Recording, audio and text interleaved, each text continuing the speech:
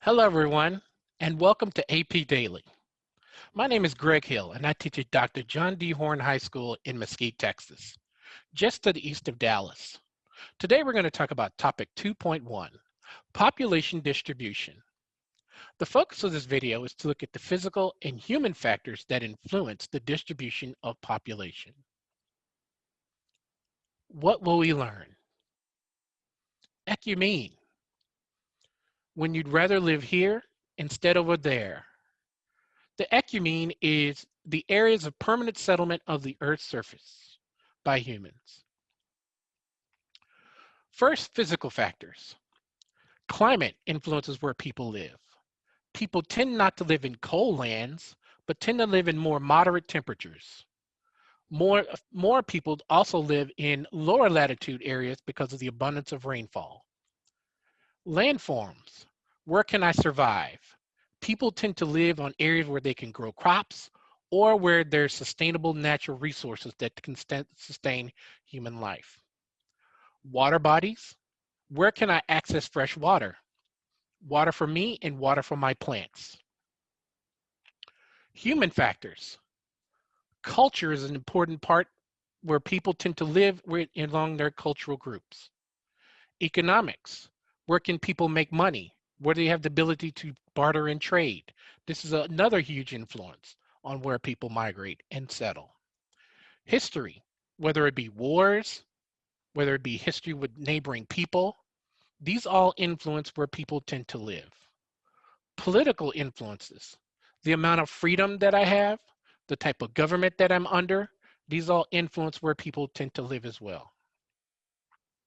Let's look at an example. China. The majority of China's population live in a line in the east from Harbin in the north to Guangzhou down in the south. This is the area of China's most fertile soils and also known as China's breadbasket.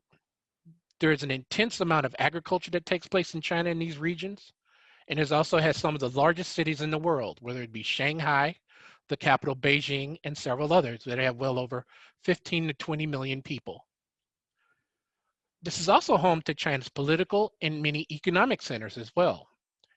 And so this tends to draw people from a lot of the hinterland in what we call in geography, a rural to urban migration.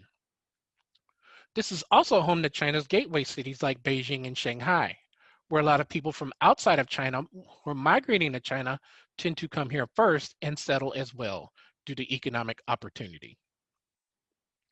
Let's practice.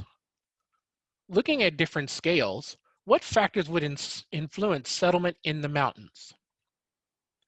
Now again, most people won't settle in the mountains due to their high elevations, but for some people, when we couple this with cultural ideas, such as the peoples of Ecuador, there is a spiritual component and a cultural component that draws people here. In Otavalo, Ecuador, this is a part of Ecuador's Sacred Valley. So people tend to come here over time as a sacred ritual, especially for the indigenous people. Again, what factors on a national scale and on a regional scale would influence settlement in the mountains? Along the Andes in South America, a lot of the Inca and a lot of the indigenous peoples of South America tended to congregate along the Andes Mountains in the sacred valleys of both Ecuador and Peru, and also because of its fertile volcanic soils. Moving into Ecuador, it also was a central market for the Incan Empire, drawing a lot of people from surrounding areas into the marketplace. And it's still to this day, Otavalo contains one of the most important marketplaces in all of Ecuador. So what should we take away? Physical factors, whether it be climate or one's place on a continent, influence where people choose to live. Human factors such as culture and other aspects of the human experience also influence where people live as well. I want to give a special shout out to the Falcons at Mashpee High School in Mashpee, Massachusetts, and teacher Celeste Reynolds. My name is Greg Hill, and this has been your AP Daily. Thank you.